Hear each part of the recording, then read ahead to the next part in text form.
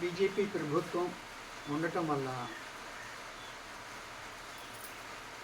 భారతదేశంలో ఎంతో మంచి మార్పు జరిగింది. చాలా అభివృద్ధి జరిగింది. భారతదేశం అంటే ప్రపంచ దేశాల్లో గౌరవం పెరిగింది. అనేక గొప్ప మార్పులు సంభవించాయి. ముఖ్యంగా చంద్రుడి యొక్క దక్షిణ ఉపరితలం మీద మన దేశం కాలుమోపింది. అలాగే భారతదేశం నుంచి ఎంతోమంది ఇతర దేశాలకు వెళ్ళి ఉద్యోగ అవకాశాలను బాగా పొందుతూ ఉన్నారు. ఎన్నో అభివృద్ధి సాధించింది. ముఖ్యంగా ఉత్తరప్రదేశ్లో ఎంతో కాలం 300 సంవత్సరాల నుంచి పోరాడుతున్నటువంటి రామాలయం, అయోధ్యలో రామజన్మభూమి యొక్క ఆలయం పుట్టింది. ఇన్ని జరిగితే సరైనటువంటి మెజారిటీ లేకుండా మొన్న ఎలక్షన్లో తీర్పు వచ్చింది. తృప్తికరంగా తీర్పు లేదు. 80 సీట్లు ఉంటే 36 సీట్లే వచ్చాయి బీజేపీకి. కనీసం ఒక 40 సీట్లు తగ్గాయి. మొన్న చూస్తే నిన్ననే పార్లమెంట్లో బీజేపీ దాని యొక్క భాగస్వామి పక్షాలు సమావేశమై అందరూ ఎంపీలు కూడా కూర్చున్నారు. మీటింగ్ జరిగింది. నరేంద్ర మోడీ కన్నీళ్లు కార్చాడు. ఇంత అభివృద్ధి మనం చేసి చూపిస్తే, రామాలయ నిర్మాణం పూర్తి చేస్తే, ఇన్ని మంచి మార్పులు తీసుకొస్తే, ముఖ్యంగా అవినీతి లేనటువంటి ప్రభుత్వాన్ని 10 ఏళ్ల పాటు ప్రజలకు అందిస్తే, మనకు ఓడించలేదు కానీ కావలసినంత బహుమతి, కావలసినంత సపోర్టు సీట్లు రాలేదు. దీనికి ముఖ్య కారణం ఏమిటి అని చూస్తే, ముస్లింలేమో వాళ్ళ మతం యొక్క దృష్టితో ఒకే కోణంలో వెళుతూ వచ్చారు. ఒక్కళ్ళకే ఓట్లు వేశారు, వాళ్ళని గెలిపించారు. మన హిందువులేమో కులాల వారీగా విడిపోయి సరిగ్గా గెలుపొందలేదు. ఇప్పుడు మాధవీలత అనే ఆమె హైదరాబాద్లో విరించి హాస్పిటల్ని నడుపుతూ ఎన్నో సేవా కార్యక్రమాలు చేసింది. ఆ పాత బస్తీలో, హైదరాబాద్ పాత బస్తీలో ఎన్నో వేల మంది శిశువులకు జీవదానం చేసింది. ఆడవాళ్లకు సరైనటువంటి వైద్య సౌకర్యాలు అందించింది. ఎన్నో చేసింది. ఆమెనే నిలబెట్టారు, కానీ ఆమెను ఓడించారు. ఆ ఓవైసీ అనే అతన్ని గెలిపించారు. వాడేమంటాడంటే, 15 నిమిషాలు పోలీసు వాళ్ళని పక్కన పెట్టండి, మేము 15 కోట్లు, వాళ్ళు 100 కోట్లు తారుమారు చేసేస్తాము మేము వాళ్ళను అని అట్లాంటి మాటలు మాట్లాడినటువంటి వాడు పోలీసు వాళ్ళను పక్కన పెడితే. మరి వాడినే గెలిపించారు. దీని ముఖ్య కారణం ఏమిటంటే, ముస్లిములు ఒకే ఒక దృష్టితో ముందుకెళ్తారు, అది మతము. హిందువులు ఎంత చెప్పినా కానీ కులము అనే దృష్టి వాళ్ళకు వదలకుండా ఉంది. కనుక వీళ్ళు 360 రకాలుగా వెడిపోయి ఉన్నారు. కాబట్టి వీళ్ళు ఒకటిగా అవ్వటం లేదు. కాబట్టి వీళ్ళని ఓడించేస్తారు. మన వాళ్ళు ఏదైనా ఓడలో కానీ ఇంకే దేంట్లో కానీ ఎక్కడికైనా వెళ్తే, ఏ దేశం నుంచి వచ్చారు మీరు అని అంటే, ఇండియా అని అంటే, మీకు ఒక గొప్ప నాయకుడు ఉన్నాడు అని అంటూ ఉంటారు. మరి ఆ నాయకుడు ఒక్క రూపాయి కూడా స్వాహా చేయకుండా 10 ఏళ్ల నుంచి రాత్రింబవళ్ళు మీరు ఊహిస్తారా? రోజుకు 18 గంటలు పనిచేస్తారు. రోజుకు 18 గంటలు అంటే రెస్ట్ తీసుకునేదంతా 4 గంటలు అంతే. అది మరి ఎవరికి అది వీలు కాదు. ఒక రోజు కాదు, ఒక నెల కాదు, సంవత్సరం కాదు, 10 ఏళ్ల నుంచి ఇదే పని. మామూలుగా మీరు నన్ను అడిగితే లేదా ఇంకొకళ్ళని అడిగితే ఎందుకు ఈ తలకాయ నొప్పి ఎంత, ఎందుకు అనారోగ్యాన్ని పాడు చేసుకోవటం, ఎందుకు ఈ సమస్యలు, ఎందుకు వాళ్ళు నన్ను ఇన్ని మాటలు అనటం, వీళ్ళు ఇన్ని మాటలు అనటం, ఇంకొకళ్ళు ఏమో నన్ను పొగడటం ఎందుకు, నేను ఏది వద్దయ్యా, హాయిగా ప్రశాంతంగా గడుపుతాను, నా ఆరోగ్యాన్ని నేను చూసుకుంటాను, నాకు వద్దు ఈ చింత అని అంటారు. ఎవరైనా కానీ అంటారు. కానీ అట్లా కాదు. ఎవరు ఏమనుకున్నా కానీ నా దేశం, నా భూమి, నా యొక్క మాతృభూమి, దీనిని ఎప్పుడూ కూడా మనం ఉన్నతంగా ఉంచాలి, శ్రేష్టంగా ఉంచాలి, గొప్పదిగా ఉంచాలి. ఇక్కడుండే ప్రజలందరూ నా ప్రజలు, వీళ్ళకు సరైనటువంటి సౌకర్యాలు కల్పించాలి అనే తపనతో ఆయన పనిచేస్తూ ఉన్నాడు. మీరు ఇండి కూటమి అని ఉంది కదా, ఏది కాంగ్రెసు, డిఎంకే, ఇండి అని అంటారు క్లుప్తంగా, INDI ఇండి. వాళ్ళ ఆ పార్టీలన్నీ చూడండి, మొత్తం స్వాహారాయుళ్ళే, మొత్తం తినేసేవాళ్ళే. మీరు ఎవరిని ఏ పార్టీని పట్టుకున్నా కానీ అందరూ తినేవాళ్ళే, వెనకేసుకునేవాళ్ళే, కాజేసేవాళ్ళే, దోచుకునేవాళ్ళే, దాచుకునేవాళ్ళే. దోచుకోవటం ఇక్కడ ప్రజల నుంచి, దాచుకోవటం ఫారిన్ బ్యాంక్. ఇది వాళ్ళు చేసే పని అంతా అంతే. ఎవరైనా కానీ అది కాంగ్రెస్ పార్టీ దగ్గర నుంచి ఇంకందరూ అంతే. ఈయన దోచుకోడు, దోచుకోనివ్వడు. అలాంటి ఒక నిజాయితీ గల నాయకుడు ఆయన. కన్నీళ్లు ఖర్చు. ఇంత మంచి పనులు చేస్తే, వీళ్ళ కోసం నేను ఇన్ని పనులు చేస్తుంటే, వీళ్ళ కోసం నన్ను శ్రమపడే విధంగా కూడా వీళ్ళు బహుమతి ఇవ్వలేదు, మెజారిటీ ఇవ్వలేదు అని కన్నీళ్లు ఖర్చు. ముఖ్యంగా మిగతా రాష్ట్రాల కంటే కూడా యూపీ ఎక్కడైతే 80 సీట్లు ఉన్నాయో అది చాలా ముఖ్యమైన ప్రాంతం. అక్కడ 36 సీట్లే వచ్చాయి. దాదాపు 44 సీట్లు వేరే వాళ్ళకు వచ్చేసాయి. అక్కడే ముఖ్యంగా మార్పు వచ్చేది. మెజారిటీ కోల్పోయి మైనారిటీ వచ్చేసింది. అక్కడ తక్కువ సీట్లు వచ్చాయి. ఇంకా ఏంటి కారణం అని చూస్తే, బ్రాహ్మణులు ఓట్లు వేయలేదు. బ్రాహ్మణులు ఎంత పర్సెంట్ ఉంటారంటే 10% ఉంటారు అక్కడ.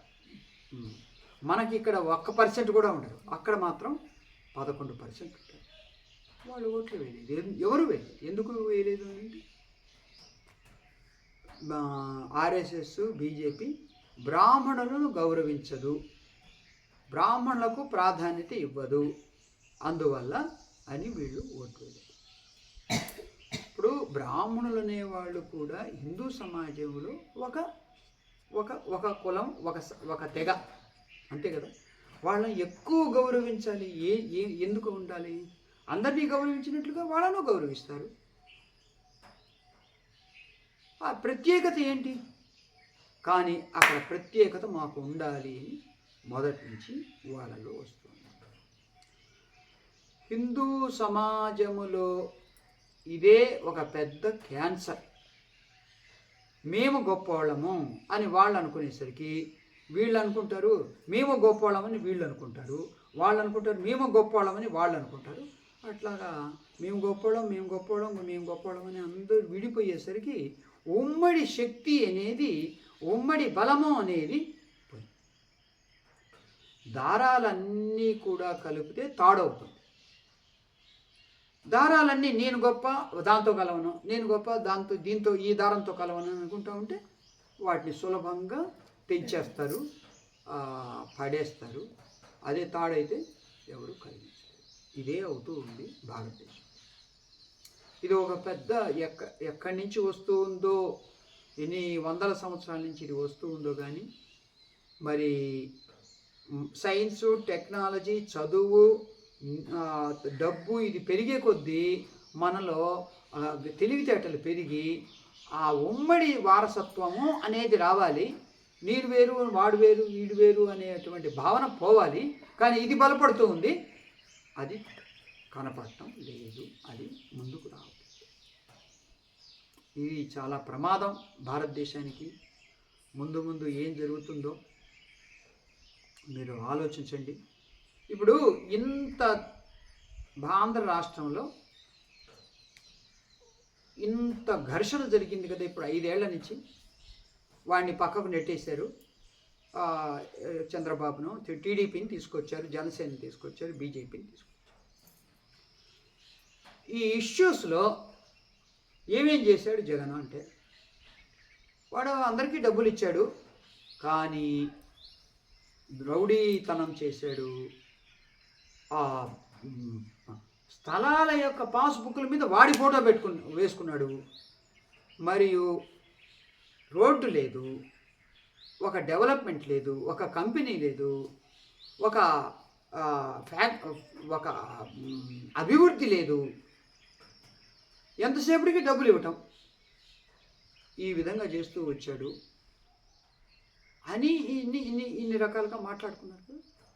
కానీ ఒక విషయం ఏమైనా మాట్లాడారా? తిరుమల తిరుపతి దేవాలయం యొక్క 100,000 కోట్లు తీసుకుపోయి క్రిస్టియన్లకు, ముస్లింలకు జీతాల రూపంలో, కొంతమంది పూజారులకు కూడా జీతాల రూపంలో ఇచ్చాడు. ఇది తప్పు.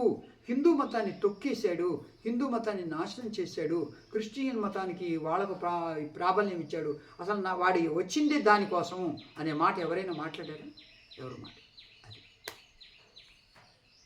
అది మన మతాన్ని మనం కాపాడుకోవాలి అనే దృష్టి ఎవరికి లేకపోవడం వల్ల అది ఎవరు మాట్లాడటం లేదు. ఇంక వేరే ఏదేదో లోపాలన్నీ మాట్లాడుతూ ఉన్నారు. ముస్లింలు అయితే ముఖ్యంగా వాళ్ళ మతం కోసమే జీవిస్తారు. ఇంకా రేపు రోజు రోజుకి సంఖ్య పెరిగిపోతుంది. స్వాతంత్రం వచ్చినప్పుడు వాళ్ళు 6% ఉంటే ఈరోజు 23% అయ్యారు. ఇంకొక 17%కు 40%కు వచ్చేసారు అంటే ఇంకా అలివి కదా. ఇంకా ఎవరు వాళ్ళను ఏమీ అనలేరు, వీళ్ళు బతకలేరు కూడా. కొట్టి చంపటమే ఇంకా గతి అదే. వాళ్ళు ఇప్పుడు అట్లా ఉంటున్నారు అంతే. కానీ వాళ్ళ సంఖ్య పెరిగే కొద్దీ ఏ విధంగా చేస్తారు అనేది మనం ఊహించటానికి కూడా ఊహించలేము. మా మతంలో చేరండి, లేకపోతే ఖతం. ఇదే వాళ్ళ మీద. ఇంకా రెండో మాట మాట్లాడరు. సో ఎన్ని జరుగుతూ ఉన్నాయి. ఎప్పటికైనా హిందువులు కళ్ళు తెరిచి కులం అనేది పక్కన పెట్టి ఉమ్మడి వారసత్వం మన హిందూ మతం అనే భావంతో అందరూ ఒకటిగా అయితేనే భవిష్యత్తు ఉంది. కానీ లేకపోతే మాత్రం వీళ్ళకి భవిష్యత్తు లేదు. ఇప్పటి వరకు ఏం జరుగుతూ వచ్చిందో 11 దేశాల్లో హిందూ మతం ఉండేది, మొత్తం పోయింది. ఈ దేశంలో ఉంది. ఈ దేశంలో కూడా సరిగ్గా ఉందంటే ఇక్కడ కూడా ఒక క్యాన్సర్ ఏమో కేరళ వైపు నుంచి, ఇంకొక క్యాన్సర్ ఏమో ఉత్తర భారతం నుంచి, ఇంకొక క్యాన్సర్ ఏమో బెంగాల్ నుంచి, ఇప్పుడు పంజాబ్ వాళ్ళు ఒక్క సీట్లో లేదు. అంతా భారతదేశం నుంచి పంజాబ్ను వేరు చేయాలనే వాళ్ళే గెలిచారు. కానీ దానికి కొమ్ము కాసేది ఎవరంటే కాంగ్రెస్ పార్టీ ఎంతసేపటికి విడదీయాలి, భారతదేశాన్ని బలహీనపరచాలి, యూరోప్ దేశాలకు తొత్తుగా ఉండాలి, మనం బానిసలుగా ఉండాలి. అందువల్ల ఇక్కడ ఎవరు కూడా స్ట్రాంగ్ లీడర్ అనేవాడు రాకూడదు ఉన్నప్పుడు. ఈ విధంగా వాళ్ళ యొక్క ఉపాయాలు చేస్తూ ఉన్నారు. ఇక్కడ ఎంతోమంది వాళ్ళకు సహకరిస్తూ ఉన్నారు. ఈ దేశం నా దేశం, ఈ భూమి నా మాతృభూమి, దీన్ని ఎప్పుడూ కూడా నాకంటే గొప్పదిగా ఉంచాలి అనే భావంతో వెళ్ళేటువంటి ఒక సంస్థ ఆర్ఎస్ఎస్. దాని యొక్క రాజకీయ పార్టీనే బీజేపీ. ఆ భావాలతో ఉన్నప్పుడు మాత్రమే ఈ దేశం ముందుకెళ్ళగలుగుతుంది. లేకపోతే మాత్రం ఏ విధంగా ఇతర దేశాల్లో హిందూ మతం నశించిపోయిందో, మనకు పార్టీషన్ వచ్చినప్పుడు అంటే భారతదేశం విడిపోయినప్పుడు పాకిస్తాన్లో 8% ఉండేవాళ్ళు ఈరోజు 1%కి అయిపోయారు. 1% కంటే తక్కువ అయిపోయారు. ఇంకా మిగతా వాళ్ళందరూ ఏమైపోయారు? కాలగర్భంలో కలిసిపోయారు, ఆ మతంలోకి మారారు. ఇక్కడేమో వీళ్ళు ఈ గడ్డం వాళ్ళేమో పెరిగిపోతూ ఉన్నారు. ఇక రాను రాను ఏమవుతుందో మీరు ఆలోచించండి. అందువల్ల ఏనకేన ప్రకారేణ మన భవిష్యత్తు కోసం, మన పిల్లల యొక్క భవిష్యత్తు కోసం, మన సంస్కృతి కోసం మనము ఎప్పుడూ కూడా బీజేపీని సపోర్ట్ చేయాలి. హిందూ ధర్మం కోసం వాళ్ళే ఉండేది, ఇంకెవరూ కాదు. ఈ జగన్ లాంటి వాళ్ళు క్రిస్టియన్ మతాన్ని వాళ్ళు సపోర్ట్ చేస్తారే కానీ కళలో కూడా వాళ్ళు నేను హిందువునని చెప్పుకోరు. అది చెప్పుకున్నా కానీ అది ఓట్ల కోసం చెప్పుకుంటారే కానీ ఈ దేశం కోసం, ఈ సంస్కృతి కోసం అని కాదు. దయచేసి అర్థం చేసుకోండి. నరేంద్ర మోడీ యొక్క కళ్ళ నుంచి కన్నీళ్లు కార్చాడు అని అంటే ఎంతో బాధపడి ఉంటే కానీ ఆయన ఆ కన్నీళ్లు కార్చుంటాడు. అంత దుస్థితి మనం తెచ్చుకోకూడదు. మనం జాగ్రత్తగా ఉండాలి. ఇందు మూలంగా మన భక్తులకు, మన శిష్యులందరికీ కూడా తెలిపేది ఏమిటంటే ఉమ్మడిగా ఆలోచించాలి. కులం వారీగా ఆలోచించద్దు. ఉమ్మడిగా నా దేశం, నా సంస్కృతి, నా భవిష్యత్తు, నా పిల్లల భవిష్యత్తు అనే విధంగా ఆలోచించండి. అప్పుడు ఈ దేశం ముందుకెళ్ళగలుగుతుంది. ఓం తత్సత్. ఓం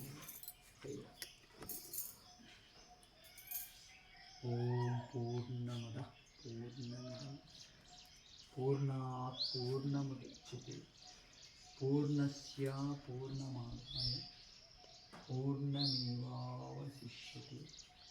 ఓం శాంతి శాంతి శాంతి. లోకా సమస్తా